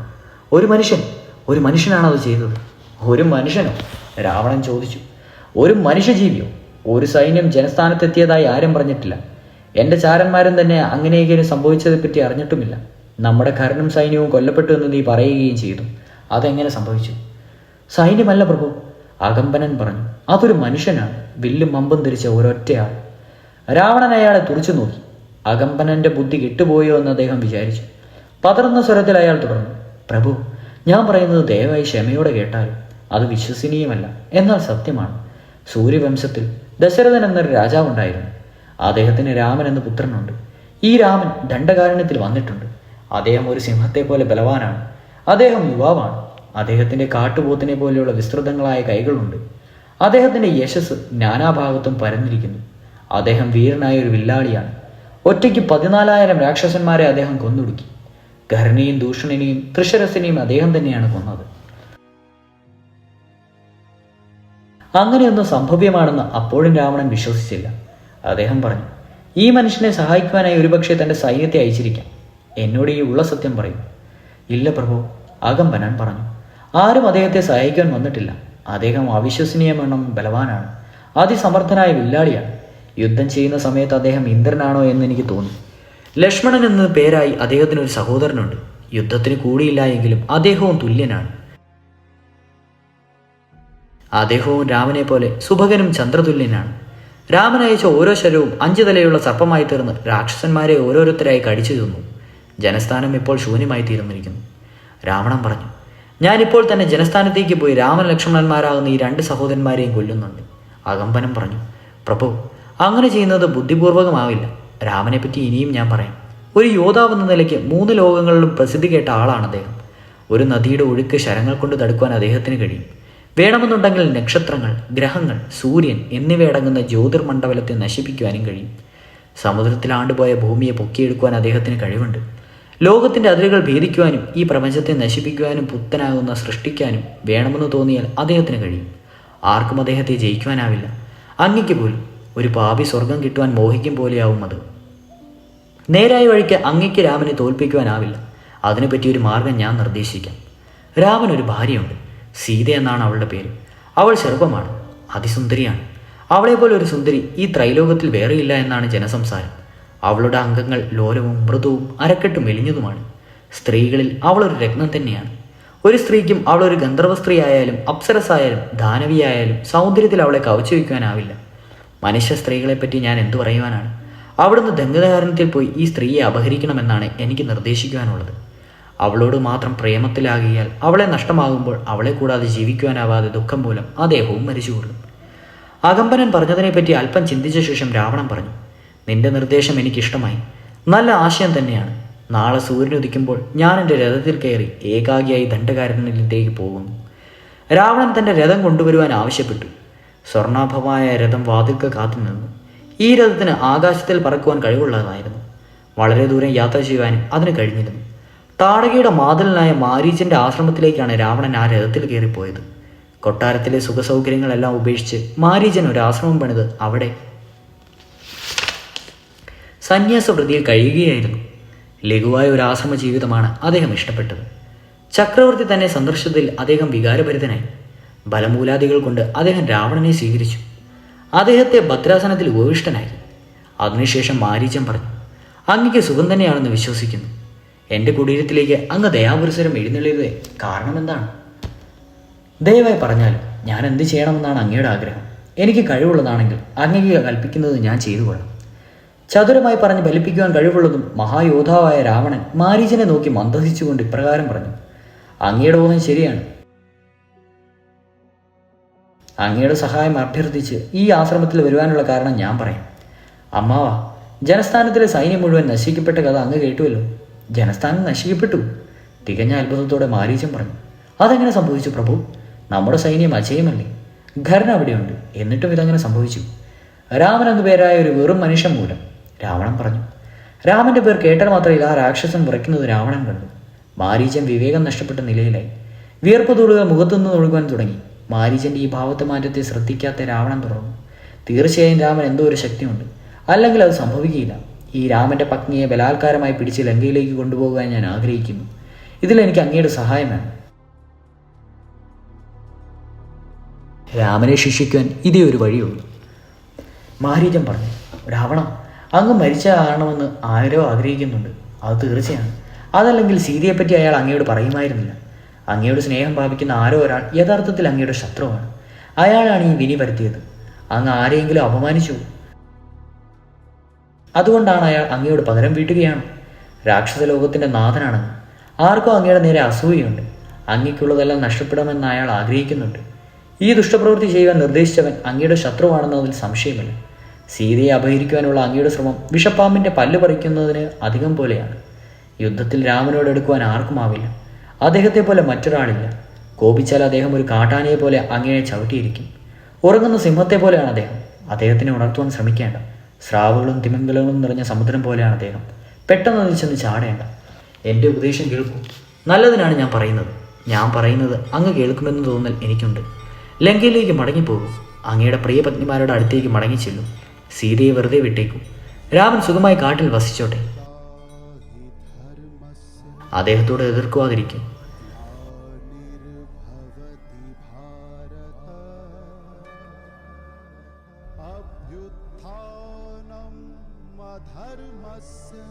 ആവൽക്കാരിയായ ഒരു എതിരാളിയാണ് അദ്ദേഹം. രാമന്റെ പ്രബലതയെപ്പറ്റി പറഞ്ഞു കേട്ടിട്ടും രാവണൻ ഒരു ഭയവും തോന്നിയില്ല. മാരീചൻ പറഞ്ഞതൊന്നും അദ്ദേഹം ചെവിയിൽ കൊണ്ടതേയില്ല. അശ്രദ്ധയോടെയാണ് അവർ അദ്ദേഹം കേട്ടത്. എങ്കിലും അവവൃദ്ധനും ബുദ്ധിമാനുമായ ഒരാളുടെ വാക്കുകളാണ് അദ്ദേഹത്തിന് തോന്നി. അവയെ വിലമതിച്ച് അദ്ദേഹം തന്റെ കൊട്ടാരത്തിലേക്ക് തന്നെ മടങ്ങി. സീതയെപ്പറ്റിയുള്ള ചിന്ത ഉള്ളിൽ നിന്ന് കളയുവാനും അദ്ദേഹം തീരുമാനിച്ചു.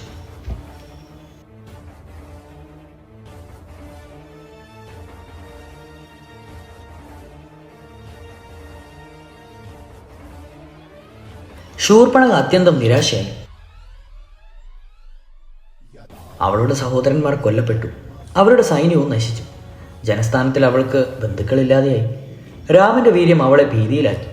ലങ്കയിൽ പോയി ജനസ്ഥാനത്തിൽ നടന്ന സംഭവം മുഴുവൻ രാവണനെ അറിയിക്കുവാൻ അവൾ തീരുമാനിച്ചു. അവൾ ചെന്ന സമയത്ത് രാവണൻ സഭാമന്ദിരത്തിലായിരുന്നു. അവൾ നേരെ അങ്ങോട്ട് പോയി.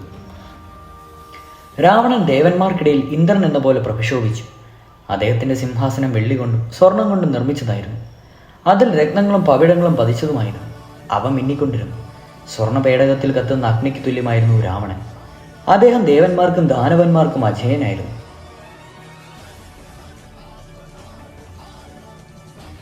ഇന്ദ്രന്റെ വാഹനമായ ഐരാവതം ഒരിക്കൽ അദ്ദേഹത്തെ കുത്തിയത് കാരണം അദ്ദേഹത്തിന്റെ മാർവിടത്തിൽ ഒരു മുറിവുണ്ടായിരുന്നു.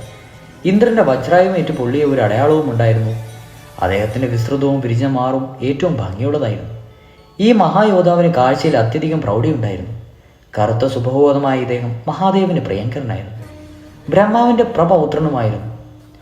രാവണൻ ഒരു ദേവവിരോധിയും അധർമ്മിഷ്ഠനുമായിരുന്നു. പരാതങ്ങളെ സ്വീകരിക്കുന്നതിൽ അദ്ദേഹത്തിന് സങ്കോചമുണ്ടായിരുന്നു. കാട്ടിലുള്ള യതിവര്യന്മാരും ഋഷിമാരും നടത്തിയ യജ്ഞങ്ങളിൽ അലങ്കോലപ്പെടുത്തുവാനും അദ്ദേഹം മടിച്ചില്ല. അസ്ത്രശസ്ത്രാദികളുടെ പ്രയോഗത്തിൽ അതിവിദഗ്ധനായിരുന്നു അദ്ദേഹം. ഒരിക്കൽ അദ്ദേഹം പാതാളത്തിൽ പോയ സർപ്പരാജാവായ വാസുകിയോട് യുദ്ധം ചെയ്തു. തന്റെ സഹോദരനായ കുബേരനെ യുദ്ധത്തിൽ പരാജയപ്പെടുത്തി പുഷ്പകം എന്ന പേരായ വിമാനം അദ്ദേഹം കൈക്കലാക്കി.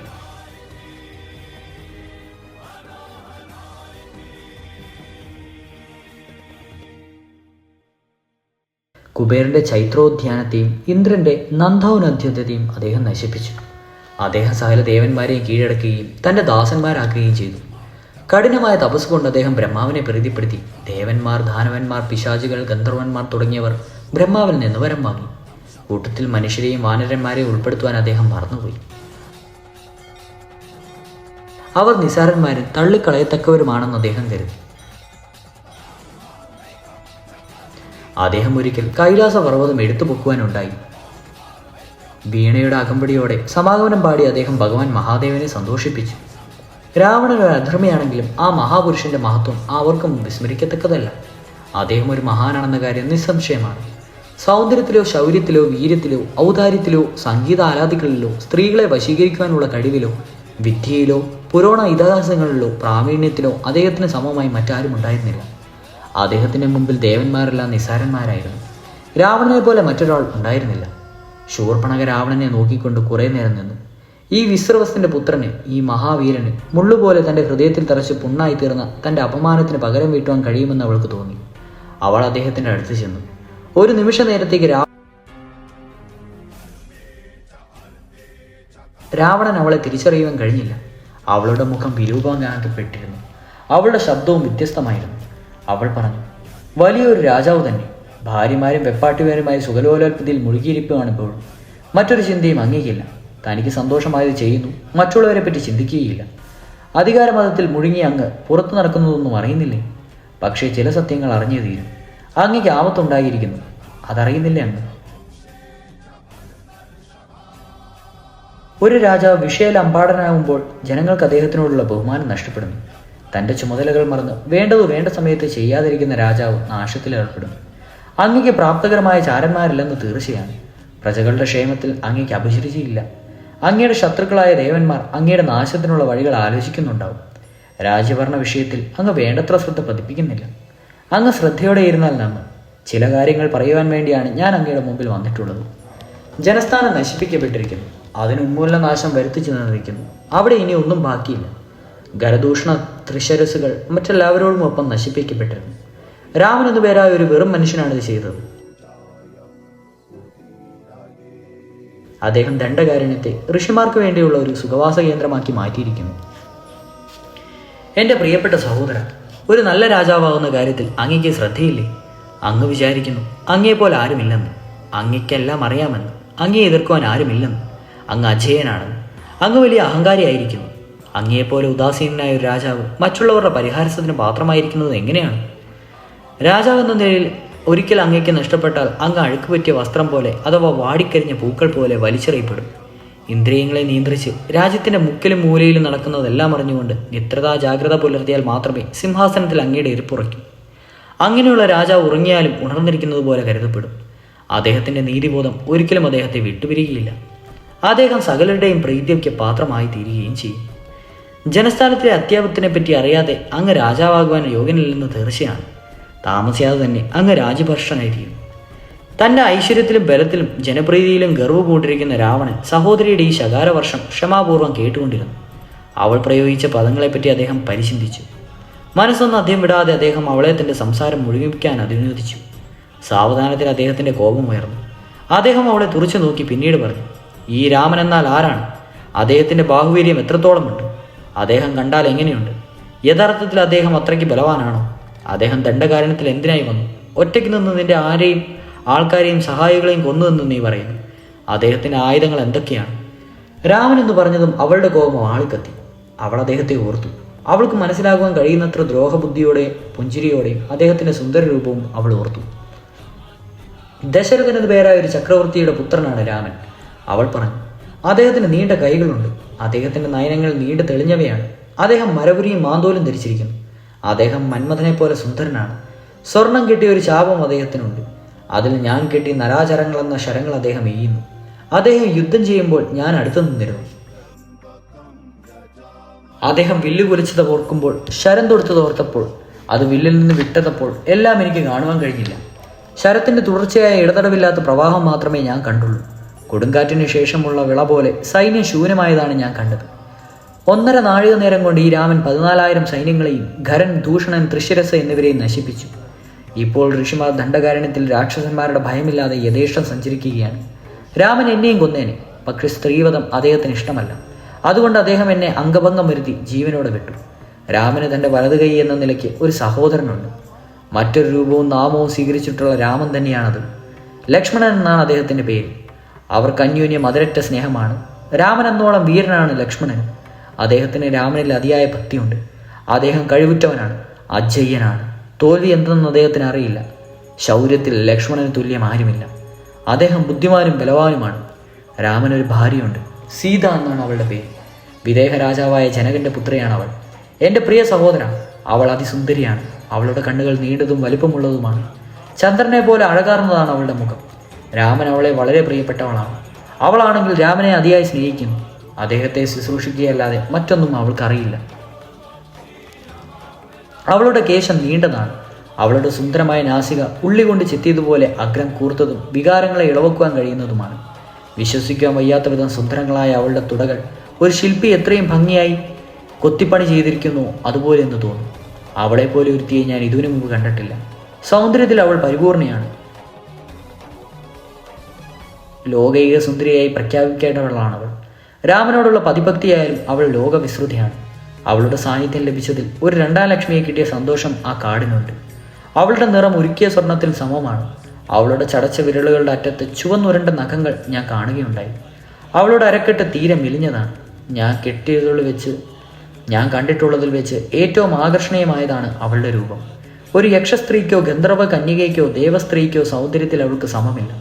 സീതയെപ്പോലെ സൗന്ദര്യവതിയായ മറ്റൊരുവൾ ഈ ലോകത്ത് ജനിച്ചിട്ടില്ല, അത് തീർച്ചയാണ്. ഈ സർവാംഗ സുന്ദരിയെ അങ്ങയ്ക്ക് രൂപേണയായ ഭാര്യയാകുമെന്ന് എനിക്ക് തോന്നുന്നു. അങ്ങ് അവൾക്ക് ചേർന്ന ഭർത്താവാകും. അവളുടെ അഴകിയ ഹസ്തങ്ങൾ അങ്ങയുടെ വിരിഞ്ഞ മാറാണ് അഭയമാകേണ്ടത്. അങ്ങയ്ക്ക് സമ്മാനിക്കുമെന്ന് കരുതി ഞാൻ അവളെ കടന്നു പിടിക്കുവാൻ നോക്കി. അപ്പോഴാണ് ലക്ഷ്മണൻ ഇത് ചെയ്തത്. ജീവിതകാലം മുഴുവൻ എന്നെ വിരൂപിയാക്കി കളഞ്ഞത്. ഈ സുന്ദരിയിൽ അങ്ങയുടെ ദൃഷ്ടി പതിഞ്ഞാൽ ആ നിമിഷം കാമാശരങ്ങൾ അങ്ങയിൽ ഏറ്റത് തന്നെ. അവളെ ഭാര്യയാക്കുവാൻ അങ്ങ് വിചാരിക്കുന്നുണ്ടെങ്കിൽ ഉടൻ അങ്ങോട്ട് പുറപ്പെടുക. തങ്ങൾക്കൊരു രാജാവുണ്ടെന്ന് അങ്ങയുടെ പ്രജകൾക്ക് തോന്നട്ടെ. ആ രാമനെ കൊല്ലും. അയാളുടെ ഭാര്യയെ ലങ്കയിലേക്ക് കൊണ്ടുവരും. സഹോദരൻ, അങ്ങയുടെ ശൗര്യം സർവ്വവിധത്തമാണ്. ആ സഹോദരന്മാരെ കൊന്ന് സീതയെ അപഹരിച്ചുകൊണ്ട് പോരാൻ അങ്ങയ്ക്ക് വെറും നിസ്സാരമായൊരു കാര്യമാണ്. അതുവഴി അങ്ങയ്ക്ക് ആനന്ദമുണ്ടായേക്കാം. രാക്ഷസകുമാരന്മാരുടെ ഭയം തീർക്കുകയും ചെയ്യാം. എൻ്റെ ഉപദേശം ശരിയാണെന്ന് തോന്നുന്നു. സമയം വൃഥാ കളയരുത്. ഇതിൽ സന്ദേഹിക്കേണ്ട കാര്യമില്ല. ഖരൻ, ദൂഷണൻ, തൃശിരസ് എന്നിവരുടെയും ആയിരക്കണക്കിന് മറ്റ് സൈനികരുടെയും മരണത്തിന് പകരം വീട്ടുവാൻ അങ്ങേക്ക് അവകാശമുണ്ട്. രാവണൻ ചിന്താമഗ്നനായി. സദസ്സ് പിരിച്ചുവിടുവാൻ അദ്ദേഹം കൽപ്പിച്ചു. ശൂർപ്പണഖയുടെ വാക്കുകളെപ്പറ്റി ആലോചിച്ചുകൊണ്ട് വളരെ നേരം അദ്ദേഹം മണിയറയിലിരുന്നു. സീതയുടെ വർണ്ണനയിൽ അദ്ദേഹത്തിൻ്റെ മനസ്സ് ലയിച്ചുപോയി.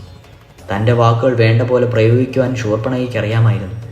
അവൾ നിർദ്ദേശിച്ച പദ്ധതി രാവണന് ഇഷ്ടപ്പെട്ടു. അദ്ദേഹം വഴികൾ ഓരോന്നോരോന്നായി ചിന്തിച്ച് അവയുടെ വരുംവരായികൾ കുലങ്കൃഷ്ണനുമായി പരോലോചിക്കുകയും ഒന്നൊന്നായി തള്ളിക്കളയുകയും ചെയ്തു. ഖരനെയും കൂട്ടുകാരെയും കൊന്ന രാമന്റെ വീര്യത്തെ പുച്ഛിച്ച് തള്ളത്തക്ക വിഡ്ഢിയല്ലായിരുന്നു രാവണൻ. തൻ്റെതായ ഒരു കർമ്മ പദ്ധതി അദ്ദേഹം ആവിഷ്കരിച്ചു. അദ്ദേഹം തൻ്റെ രഥം കൊണ്ടുവരാൻ കൽപ്പിച്ചു. കഴുതുകളെ പൂട്ടിയതും ആകാശത്തിൽ പറക്കുവാൻ കഴിവുള്ളതുമായ അതേ രഥമായിരുന്നു അത്. രാവണൻ രഥത്തിൽ കയറി ഇളകിമറയുന്ന സമുദ്രത്തിന് ഇരികെത്തി. കാഴ്ചയിൽ ഒരു വലിയ പ്രതാപിയായിരുന്നു രാവണൻ. അദ്ദേഹം രംഗം പോലെ തിളങ്ങി. അദ്ദേഹം കാതിൽ സ്വർണ്ണക്കടുക്കൻ ധരിച്ചിരുന്നു. ഏറ്റവും മൃദുമായ പട്ടുവസ്ത്രവും ധരിച്ചിരുന്നു.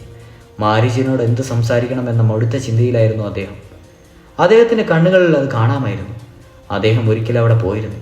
തൻ്റെ പ്രവൃത്തി ഏറ്റവും ബുദ്ധിശൂന്യമായിരിക്കുമെന്ന് മാരീചൻ അദ്ദേഹത്തെ ബോധ്യപ്പെടുത്തിയതാണ്.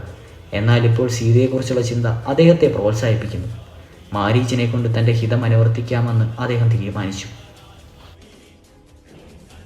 രാവണന് വളരെ ദൂരം പോകേണ്ടതായിരുന്നു. വളരെ ഭംഗിയുള്ളതും ചിത്രോപകരണവുമായ സ്ഥലങ്ങൾ അദ്ദേഹം കണ്ടു.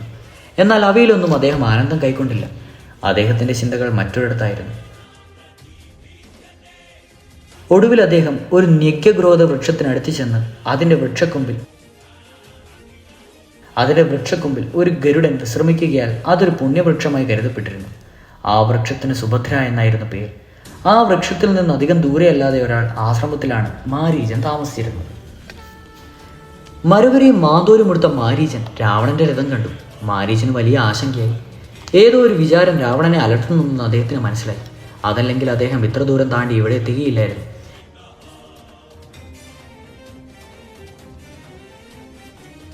ഇതിനു മുമ്പുണ്ടായതുപോലെ ആവരുതെന്ന് അദ്ദേഹം പ്രാർത്ഥിച്ചു. വികാരവും വിഷാദവും പുറത്തു കാട്ടാത്ത മാരീചൻ ചക്രവർത്തിയെ വേണ്ട വിധം ആദരിച്ചു. വിനയപൂർവ്വം അദ്ദേഹത്തിൻ്റെ ചാരൻ ഇങ്ങനെ ചോദിച്ചു: ലങ്കയിലെല്ലാം കൊണ്ടും സുഖം തന്നെയെന്ന് ഞാൻ വിശ്വസിക്കുന്നു. ഇത്ര ദൂരം യാത്ര ചെയ്ത് വീണ്ടും ഇവിടെ അടിമയുടെ കുടീരത്തിൽ വരുവാനും ആശീർവദിക്കാനും എന്തോ ആണ് കാരണമുണ്ടായത്. രാവണൻ വലിയ പണ്ഡിതനായിരുന്നു.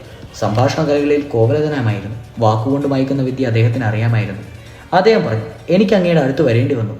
എൻ്റെ മനസ്സ് പൂർണ്ണമായിരിക്കുന്നു. അങ്ങേപോലുള്ള സ്വാതന്ത്ര്യവാക്ക് എനിക്ക് ആവശ്യമാണ്. ഞാൻ സങ്കടപ്പെടുകയാണ്. എന്നോട് അനുകമ്പ കാണിക്കുവാനുള്ള സന്മനസ് അങ്ങേക്കേ ഉള്ളൂ. ജനസ്ഥാനത്തിലെ സംഭവങ്ങളെപ്പറ്റി അങ്ങ് കേട്ടിരിക്കും. കഴിഞ്ഞ തവണ ഇവിടെ വന്ന് ചുരുക്കം ചിലത് ഞാൻ പറയുകയുണ്ടായി. യുദ്ധം ചെയ്യുമ്പോഴും രാമൻ അക്ഷോഭികനും പ്രശാന്തനുമായിരുന്നു എന്നാണ് എൻ്റെ അറിവ്. അദ്ദേഹത്തിൻ്റെ ശരങ്ങൾ കോപം വമിച്ചിരുന്നു. എങ്കിലും അദ്ദേഹം ശാന്തനായിരുന്നു അത്രേ. ഈ ഒരു മനുഷ്യൻ വെറും മണ്ണിൽ നിന്നുകൊണ്ട് ഇതെല്ലാം ചെയ്തു തീർത്തു എന്ന് പറയുമ്പോൾ അതെനിക്ക് വിശ്വസിക്കാൻ കഴിയുന്നില്ല. എൻ്റെ രാജ്യം കയ്യേറി ഈ രാമൻ്റെ കഥ കേട്ടുകൊള്ളൂ. രാമൻ ഒരു പാപിയാണെന്ന് തീർച്ചയാണ്. അതല്ലെങ്കിൽ അയാളുടെ അച്ഛൻ അയാളെ കാട്ടിലേക്ക് നാടുകടത്തിയില്ലായിരുന്നു. അയാൾ ക്ഷത്രിയ വംശത്തിന് തന്നെ ഒരു അപവാദമാണ്. രാജാവിൻ്റെ വരവനെക്കുറിച്ചും വിഷാദിച്ചിരുന്ന മാരീചന് തൻ്റെ ഭയകാരണം ബോധ്യമായി. ഇതിനു മുമ്പ് തൻ്റെ ന്യായവാദങ്ങൾ കേട്ട് വിശ്വസിച്ച രാജാവ് ഇപ്പോൾ മനസ്സ് മാറിയ പഴയ പരിപാടിയിലേക്ക് മടങ്ങിയിരിക്കുന്നുവെന്ന് അദ്ദേഹം ഉറപ്പിച്ചു. സീതയെ അപഹരിക്കുവാനുള്ള ആപൽക്കരമായ തീരുമാനത്തെ അദ്ദേഹം ഏറ്റവും ദുഃഖിതനായി തീർന്നു. മാരീചൻ്റെ മനസ്സിലെ പ്രക്ഷുബ്ധത രാവണന് മനസ്സിലായി. എന്നാൽ അതെല്ലാം അറിഞ്ഞില്ലെന്ന് നടിച്ചുതൊട്ട് അദ്ദേഹം സംസാരിച്ചു തുടർന്നു. മാരീചൻ വിറയ്ക്കുവാൻ തുടങ്ങി. രാവണന്റെ ഇംഗിതം അംഗീകരിച്ചാൽ താൻ മരിച്ചത് തന്നെയെന്ന് അദ്ദേഹത്തിന് അറിയാം. മാരീചന് മിണ്ടുവാൻ വയ്യാതെയായി. രാമനെ വെറുപ്പിക്കുക എന്നത് തനിക്ക് ചിന്തിക്കുവാൻ പോലും വയ്യാത്ത കാര്യമാണ്. എന്നാലിപ്പോൾ താൻ തൻ്റെ യജമാനായ ചക്രവർത്തിയുടെ മുമ്പിലാണ് നിൽക്കുന്നത്. ഒന്നും ചെയ്യുവാൻ കഴിയാതെ ഏറ്റവും വിഷമാവസ്ഥയിൽപ്പെട്ട നിർഭയവനുമായ മാരീചന് ഒരു വാക്കുപോലും പറയുവാൻ സാധിച്ചില്ല. അപ്പോഴേക്കും രാവണൻ തൻ്റെ പദ്ധതി പറഞ്ഞു. അങ്ങൊരു സ്വർണ്ണമാനായി രൂപം ധരിക്കണം. അങ്ങയുടെ പുള്ളികൾ വെള്ളിയുടെ നിറമാകണം. അങ്ങ് രാമാശ്രമത്തിനടുത്തൂടെ പോകണം. സീതയുടെ ദൃഷ്ടി അങ്ങയുടെ പതിയും വരെ അങ്ങ് അത് ചുറ്റി നടക്കണം. എനിക്ക് സ്ത്രീകളെ അറിയാമെങ്കിൽ അവരുടെ സകല മാനസിക ദൗർബല്യങ്ങളും എനിക്കറിയാവുന്നത്രേ തോന്നുന്നു. ഉടനെ മാനിനെ പിടിച്ച് തരണമെന്ന് സീത അവളുടെ ഭർത്താവിനോടും ലക്ഷ്മണനോടും അപേക്ഷിക്കും. അങ്ങയെ പിടിക്കുവാൻ അവൾ ശ്രമിക്കും. അവിടെയാണ് അങ്ങ് സ്വന്തം മിടുക്ക് തികച്ചും കാണിക്കേണ്ടത്. അവരുടെ അടുത്ത് നിന്ന് നിൽക്കണം. അവർ അടുത്തു വരുമ്പോൾ വീണ്ടും ഓടണം. അങ്ങനെ അവരെ രണ്ടുപേരെയും ആശ്രമത്തിൽ നിന്ന് അകറ്റിക്കൊണ്ടുപോകണം. സീത ഒറ്റയ്ക്കായാൽ അവൾ അരക്ഷിതരായ സമയം നോക്കി ഞാൻ ആശ്രമത്തിൽ പ്രവേശിക്കും. രാഹു ചന്ദ്രനെ വിഴുങ്ങുന്നത് പോലെ ഞാൻ അവളെ ഹരിക്കും. രാവണന്റെ വിജയഭാവത്തിൽ മാരീച്ചനെ നേരെ നോക്കി. സീതയുടെ സൗന്ദര്യത്തെപ്പറ്റിയോ അവളെ കൈക്കലാക്കാനുള്ള തൻ്റെ ആഗ്രഹത്തെപ്പറ്റിയോ അദ്ദേഹം ഒരു വാക്കുപോലും പറഞ്ഞില്ല. അദ്ദേഹത്തിൻ്റെ ഈ പ്രവൃത്തിയുടെ പിന്നിൽ പകരം വീട്ടുവാൻ ഒന്നു മാത്രമേ ഉള്ളൂ എന്ന മട്ടിലാണ് അദ്ദേഹം സംസാരിച്ചത്. മാരീച്ചൻ രാമന്റെ ധർമ്മഗുണങ്ങളെപ്പറ്റി പറഞ്ഞു മനസ്സിലാക്കുവാൻ ഒത്തിരി ശ്രമിച്ചു. എന്നാൽ മരിക്കാറായ മനുഷ്യന് മരുന്ന് ഇഷ്ടപ്പെട്ടില്ല. അതുപോലെ മാരീച്ചന്റെ വാക്കുകൾ രാവണനും ഇഷ്ടപ്പെട്ടില്ല. അദ്ദേഹത്തിൻ്റെ അനുവേപരവും തന്ത്രപരവുമായ സമീപനങ്ങളെല്ലാം വ്യർത്ഥമായി തീർന്നു. രാവണൻ അത്യന്തം ക്രുദ്ധനായി. വിധിക്ക് വിധേയനായ അദ്ദേഹം അമ്മാവനോട് പരീക്ഷ വാക്കുകൾ ഉച്ചരിച്ചു. അദ്ദേഹം പറഞ്ഞു, ഇതുകൊണ്ടൊന്നും ഒരു പ്രയോജനവുമില്ല മാരീച്ച. ഊഷരഭൂമിയിൽ വിത്ത് മുളയ്ക്കാത്തതുപോലെ അങ്ങയുടെ വാക്കുകൾ എന്നിൽ ഒരു ബലവും ഉണ്ടാക്കുവാൻ പോകുന്നില്ല. ആ പാപിയും മൂഢനുമായ മനുഷ്യന്റെ വീരപരാക്രമങ്ങളെപ്പറ്റി അങ്ങയ്ക്ക് എന്നെ ഒരിക്കലും ബോധ്യപ്പെടുത്തുവാനാകില്ല. എനിക്കൊരു ഭയവുമില്ല. ഈ രാമനെ നാട് കടത്തിയതിനെപ്പറ്റി ആലോചിക്കും. ഒരു വൃദ്ധൻ ഒരു സ്ത്രീയുടെ വാക്കുകൾ അനുസരിക്കുന്നു. അത് കാരണം അങ്ങയുടെ രാമൻ രാജ്യവും അമ്മ, അച്ഛൻ, മറ്റു ബന്ധുജനങ്ങൾ എന്നിവരെയും ഉപേക്ഷിച്ചിരിക്കുന്നു. ഈ ഘോരവനത്തിൽ താമസിക്കുകയും ചെയ്യുന്നു.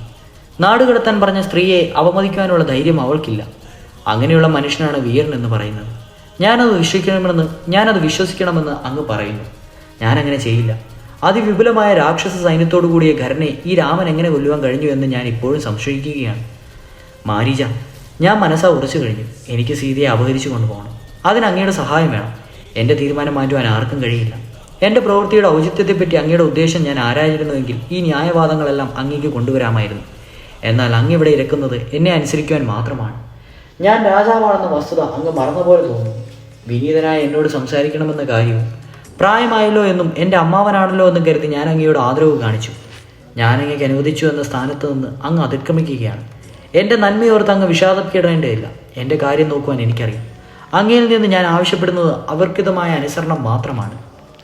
ഞാൻ മുമ്പ് പറഞ്ഞതുപോലെ അങ്ങ് സ്വർണ്ണ നിർമ്മുള്ള മാനിൻ്റെ രൂപം ധരിച്ച് രാമാശ്രമ പരിസരങ്ങളിൽ ചുറ്റി നടക്കണം. സീതയെ മോഹിപ്പിച്ച ശേഷം അങ്ങേക്ക് ഇഷ്ടമുള്ളിടത്തേക്ക് പോകാവുന്നതാണ്. പിന്നെ വേണ്ടത് അവൾ ചെയ്തുകൊള്ളും. അങ്ങയെ പിന്തുടരാൻ രാമനും ലക്ഷ്മണനും അവൾ പ്രേരിപ്പിക്കും. അങ്ങയെ പിടിച്ചുകൊണ്ട് വരണമെന്ന് അവൾ പറയും. എന്നാൽ ലക്ഷ്മണൻ ആശ്രമത്തിൽ തങ്ങുകയാൽ അങ്ങ് രാമനെ ആശ്രമത്തിൽ നിന്ന് വളരെ ദൂരത്തേക്ക് പ്രലോഭിച്ചു കൊണ്ടുപോകണം. രാമന്റെ ശബ്ദം അനുസരിച്ചുകൊണ്ട് ഹാ സീതയെ, ഹാ ലക്ഷ്മണ എന്ന് വിളിച്ചു പറയുകയും വേണം. ആശ്രമത്തിലുള്ള രണ്ടുപേരും ഭയപ്പെടുന്നത് തീർച്ച. ലക്ഷ്മണൻ ജ്യേഷ്ഠനെ അന്വേഷിച്ച് പുറപ്പെടും. ആ ലഘുവേള മാത്രം മതി എനിക്ക് ആശ്രമത്തിൽ ചെന്ന് സീതയെ അപഹരിക്കുവാനും എന്നോടൊപ്പം കൊണ്ടുപോകുവാനും. ഇത് സാധിപ്പിച്ചു തന്നാൽ പിന്നെ അങ്ങേക്ക് ഇഷ്ടമുള്ളിടത്തേക്ക് പോകാം. എനിക്ക് അങ്ങയോട് അളവറ്റ സന്തോഷമുണ്ടാവും. എൻ്റെ രാജ്യത്തിൻ്റെ പകുതി ഞാൻ അങ്ങേക്ക് നൽകാം. ഏറ്റവും എളുപ്പമായ വഴിയിലൂടെ നമുക്ക് ദണ്ഡകാരണത്തിലേക്ക് പോകാം. എൻ്റെ രഥത്തിൽ കയറിക്കോളും. അനാവശ്യമായൊരു യുദ്ധം ഒഴിവാക്കണമെന്നാണ് എൻ്റെ ഉദ്ദേശം. ആ സഹോദരന്മാരെ ചതിച്ച് ഞാൻ സീതയെ അപഹരിച്ച് ലങ്കയിലേക്ക് കൊണ്ടുപോകും.